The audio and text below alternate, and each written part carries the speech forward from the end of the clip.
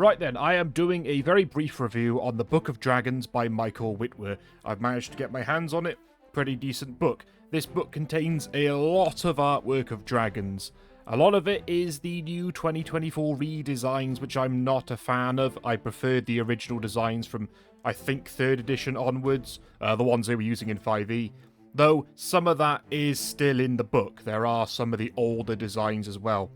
But it is a bit jarring, because it might show a specific named dragon with the updated 2024 design, but then show older artwork from 2014's 5e as the same dragon, even though they look completely different.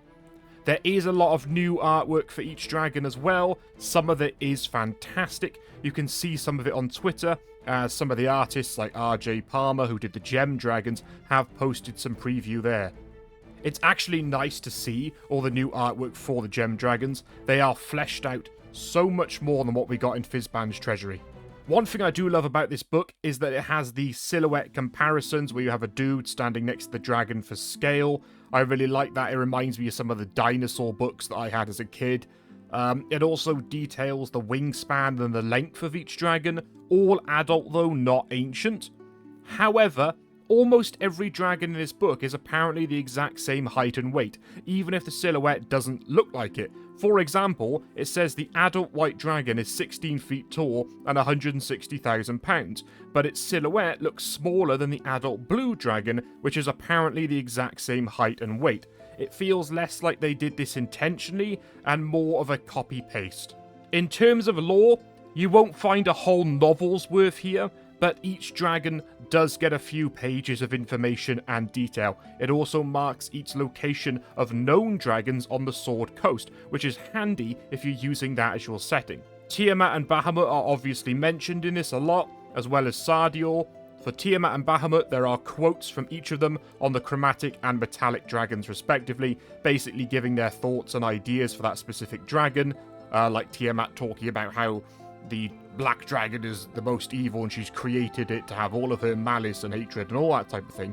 Sardior is a little different. His quotes are all riddles relating to the specific dragon. So obviously the answer to each riddle would be the gem dragon he's talking about, like the amethyst dragon, but there's a little riddle relating to them. It also covers other types of dragon, like wyverns, and there's even some dragonborn anatomy and lore, and yes, they do have tails. There are a number of named dragons listed in the book too, towards the end, with a pretty good amount of lore to each one, and of course artwork, some of it new, some of it is reused. Overall, the book is a good read if you love D&D dragons, but there are some points in the book that feel extremely lazy and just copy-pasted with some of the art and some of the descriptions. The new stuff, however, is good, and there's far more art and lore in this book than you'd find in something like Fizban's, and definitely the new Monster Manual, which basically had no lore at all. I recommend this book only if you actually like 5e though. Even though there's no mechanics and stat blocks in this book, if you absolutely hate all things modern D&D, then you probably won't like this book.